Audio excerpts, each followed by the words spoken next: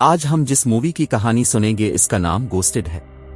ये एक romantic action movie है और ये 2023 में रिलीज हुई है। शुरुआत में हम सेडी नाम की लड़की को देखते हैं जो कि वॉशिंगटन डीसी जा रही होती है। ड्राइव करते हुए सेडी को डॉक्टर क्लोडिया का फोन आता है। डॉक्टर कहती है कि आज तुमने चेकअप के लिए आना था। मैं जानती हूं कि तुम अपनी को वर्कर की वजह से गम में हो। इस पर सेडी कहती है कि मैं इसे बहुत अच्छे से तो नहीं जानती थी, मगर वो कुछ मेरी तरह ही थी। डॉक्टर क्लोडिया सेडी से कहती है कि तुम्हें इस हादसे से जल्दी निकलना होगा, वरना यह हादसा तुम्हारे काम पर असर डालेगा। अब हम कोल नाम के लड़के को देखते हैं जो कि एक किसान है और पौधों की दुकान पर काम करता है। सेडी एक पौधा खरीदने मार्केट जाती है और किस्मत से वो कोल की दुकान पर पहुंचती है। सेडी को यहां एक पौधा पसंद आता है जिसे वो खरीदना चाहती है। कोल बताता है कि तुम्हें इस पौधे को हर 2 दिन बाद पानी देना होगा, नहीं तो ये पौधा मुरझा जाएगा।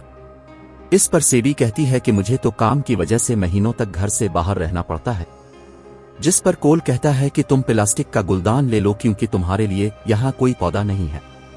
मगर सेडी यही पौधा लेना चाहती है और कोल नहीं चाहता कि यह पौधा बगैर देखभाल के मुरझा जाए, इसलिए वो पौधा नहीं बेचना चाहता। इस बात को लेकर दोनों में बहस हो जाती है, पर तभी वहां पर कोल की दोस्त इडना आ जाती है और वो ये पौधा सेडी को फरोख्त कर देती है।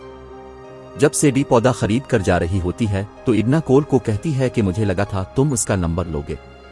जिस पर कोल कहता है कि मैं ये सब करने यहां नहीं आता। तब इडना कहती है कि तुम्हें इस लड़की से बात करनी चाहिए, तुम जाओ और उसको कॉफी के लिए पूछो। इडना के कहने पर कोल सेडी से कॉफी का पूछता है और सेडी मान जाती है। फिर दोनों कॉफी पीते पीते बातें करने लगते हैं। तब सेडी कोल को अपने बारे में बताती है कि मुझे काम की वजह से मुख्तलिफ मुल्कों में जाना पड़ता है। कोल भी सेडी को बताता है कि मुझे फार्मिंग के अलावा हिस्ट्री में भी दिलचस्पी है। इसी तरह दोनों एक दूसरे को जानने लगते हैं। फिर किसी बात पर सेडी कहती है कि मुझे किसी चीज से डर नहीं लगता। ये बात सुनने के बाद कोल शर्त लगाता है कि अगर मैं उन सीढ़ियों पर तुमसे पहले चढ़ गया तो तुम्हें बताना होगा कि तुम किस चीज से डरती हो। पर सेडी इससे पहले वो सीढ़ियां चढ़ जाती है।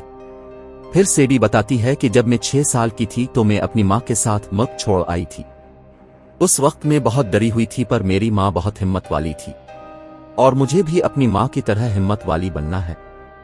इस दिन इरादा कर लिया था कि अब मैं कभी भी किसी बात पर नहीं डरूंगी। कोल कहता है कि मुझे तुम पर भरोसा है, तुम ऐसा कर सकती हो। फिर रात में दोनों एक क्लब में जाते हैं। वहां दोनों ड्रिंक करते हुए एक दूसरे के गम बांटते हैं। ये दोनों एक दूसरे के साथ काफी खुश होते हैं और बहुत सी बातें करते हैं। कोल सेडी के अंदर अपना लाइफ पार्टनर देख रहा था। फिर कोल अपने घर जाकर वालिदैन को सेडी के बारे में बताता है। कोल सेडी के लिए बहुत बेताब होता है, इसीलिए वो सेडी को हर वक्त मैसेज करता रहता है। कोल की ये हालत देखकर इसका बाप कहता है कि तुम सेडी को इस तरह तंग मत करो। कोल कहता है कि ठीक है, अब से मैं ऐसा नहीं करूंगा। पर कोल फिर भी मैसेज करता रहता है, मगर सेडी की तरफ से कोई भी जवाब नहीं आता। इस पर कोल काफी परेशान हो जाता है। तभी कोल को याद आता है कि इसका इन्हेलर तो सेडी के पास ही रह गया था। दरअसल कोल अपने इन्हेलर में ट्रैकर लगाकर रखता था। फिर कोल मोबाइल से इन्हेलर को ट्रैक करता है जिसकी लोकेशन लंदन में ट्रैक होती है। कोल को इन्हेलर की मदद से सेडी का पता चल जाता है। यहां हमें यह भी पता चलता है कि कोल कभी भी अपने मुल्क से बाहर नहीं गया है। पर कोल की मां उसको समझाती है कि तुम्हें सेडी के पास जाकर उसको सरप्राइज देना चाहिए। कोल भी अपनी मां की बात मान लेता है और लंदन पहुंच जाता है। जैसे ही कोल एयरपोर्ट से सेंट्रल लंदन पहुंचता है तो कुछ लोग उसे अगवा कर लेते हैं।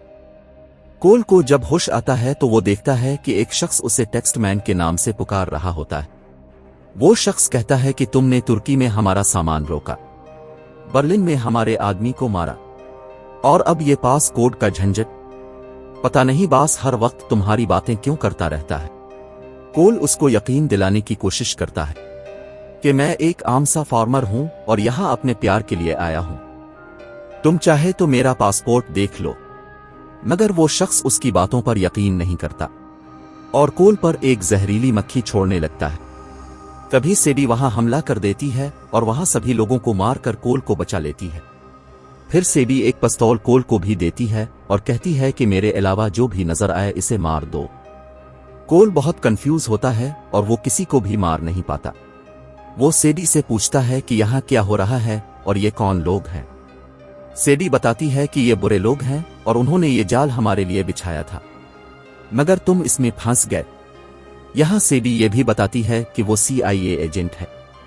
कोल पूछता है कि ये लोग मुझे टेक्स्टमैन क्यों समझ रहे हैं और टेक्स्टमैन कौन है, जिस पर सेडी बोलती है कि ये लोग क्या समझते हैं कि ऐसा करने से मैं उनके जाल में फंस जाऊंगी।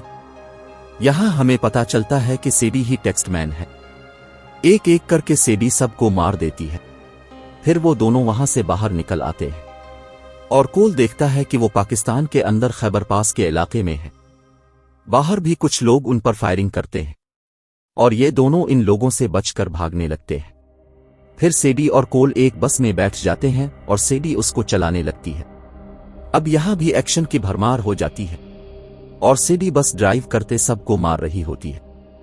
यहां एक आदमी उनकी बस के अंदर आ जाता है और सेडी पर हमला करने ही वाला होता है कि कोल सेडी को बचा लेता है। यहां कोल भी कुछ फाइट करने लगता है और ये दोनों इन लोगों को खत्म करके वहां से बच निकलते हैं।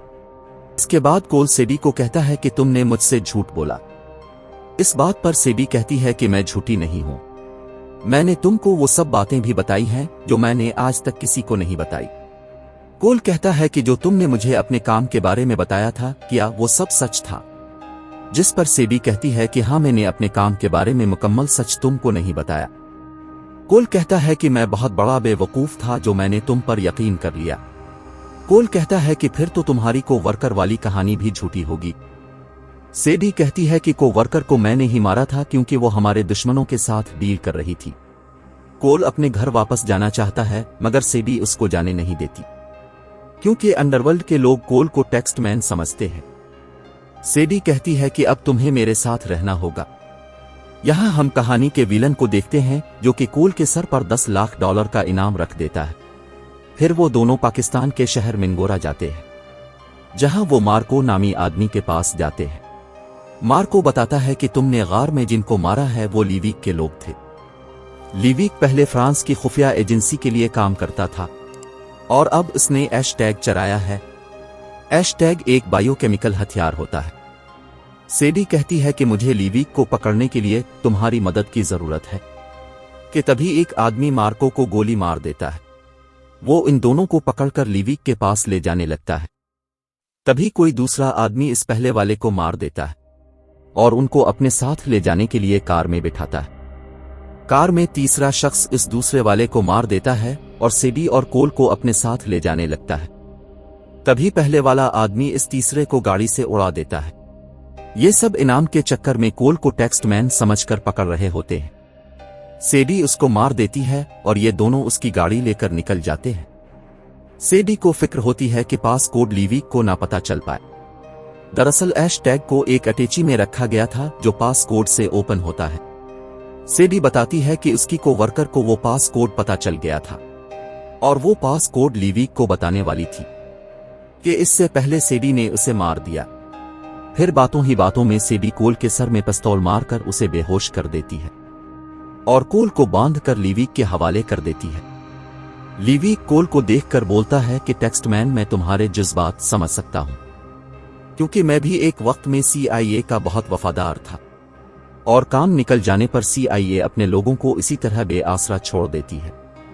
लीविक कहता है कि मुझे पास कोड बताओ और अपनी जान बचा लो, मगर इससे पहले कि कोल कुछ बोलता, सेडी लीविक को कहती है कि जब तक तुम मुझे इनाम के पैसे नहीं दे देते मैं टेक्स्टमैन के साथ रहूंगी। इस पर सेडी भी उनके साथ जहाज में बैठ जाती है। यहां लीविक का आदमी कोल के फोन में तस्वीरें देख लेता है जिससे इसे पता चलता है कि कोल और सेडी आपस में एक ही हैं। लीविक का आदमी कोल पर पिस्तौल तान देता है जिससे वहां फाइट होने लगती है। सेडी भी उनको आड़े हाथों लेती है। इसी दौरान सेडी के पेट में चाकू लग जाता है। सेडी कोल को अटैची लेकर जहाज से कूद जाने को बोलती है, मगर कोल अटैची और सेडी को पकड़कर पैराशूट बांधकर वहां से कूद जाता है। ये लोग एक आइलैंड पर पहुंच जाते हैं। जब 6 घंटे के बाद सेडी को होश आता है तो वो अटैची को देखकर बहुत खुश होती है। उधर लीवीक को भी पता चल जाता है कि कोल वो अटैची लेकर भाग गया है, तो उसे बहुत गुस्सा आता है। लीवीक इन दोनों को तलाश करने का बोलता है। फिर रात के वक्त सेडी हेड ऑफिस में अपनी लोकेशन भेज देती है। अगले ही रोज लीवीक के आदमी उनकी तलाश में इसी आइलैंड पर पहुंच जाते हैं और उन पर फायरिंग करने लगते हैं। ठीक इसी वक्त CIA के लोग भी वहां पहुंच जाते हैं और उनमें क्रॉस फायरिंग होने लगती है, मगर लीवीक के आदमी अटैची को ले उड़ते हैं। इसके बाद CIA के हेड ऑफिस में कोल और सेडी की इन्वेस्टिगेशन हो रही होती है कि तभी कोल वहां मौजूद एक पौधे को देखता है। कोल बताता है कि यह पौधा अमेरिका में हजारों सालों से उगाया जा रहा है। कोल इस पौधे की मदद से पास कोड क्रैक कर लेता है। फिर CIA वाले एक जाल बिछाने का सोचते हैं। वो कहते हैं कि अगर ये अफवाह फैला दी जाए कि टेक्स्टमैन बागी हो गया है और पैसे के लालच में पास कोड देने के लिए तैयार है, तो शायद हम लीवीक को पकड़ सकते हैं। कोल उनके प्लान का हिस्सा नहीं बनना चाहता, मगर एजेंट बोलता है कि लीवीक की नजरों में तुम ही टेक्स्टमैन हो और वो कभी भी तुम्हारी फैमिली को मार सकता है। एजेंट की ये बात सुनकर कोल मान जाता है। दूसरी तरफ लीवीक का दोस्त कहता है कि टेक्स्टमैन हमारे साथ डील करना चाहता है। लीवीक इसको बोलता है कि पास कोड हासिल करने के बाद तुम टेक्स्टमैन को मेरे हवाले कर देना।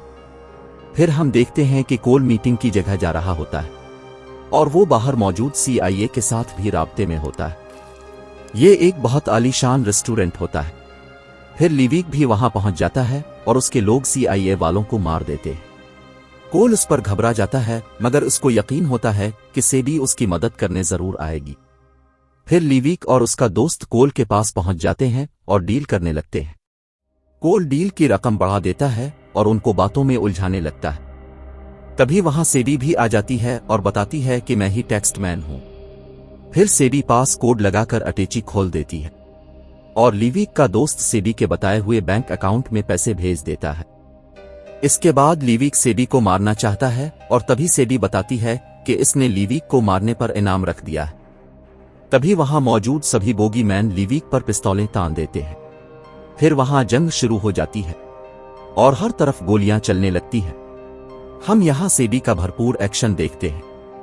फिर लीवीक सेडी को पकड़ लेता है और कोल वहां पहुंचकर सेडी को बचा लेता है। फिर सेडी लीवीक को मारकर ऐश-टैग को ले लेती है और इस तरह ये दोनों लव बर्ड्स इस मिशन को पूरा कर लेते हैं।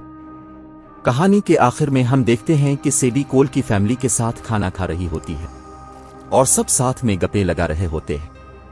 इस तरह ये दोनों साथ में जिंदगी गुजारने लगते हैं।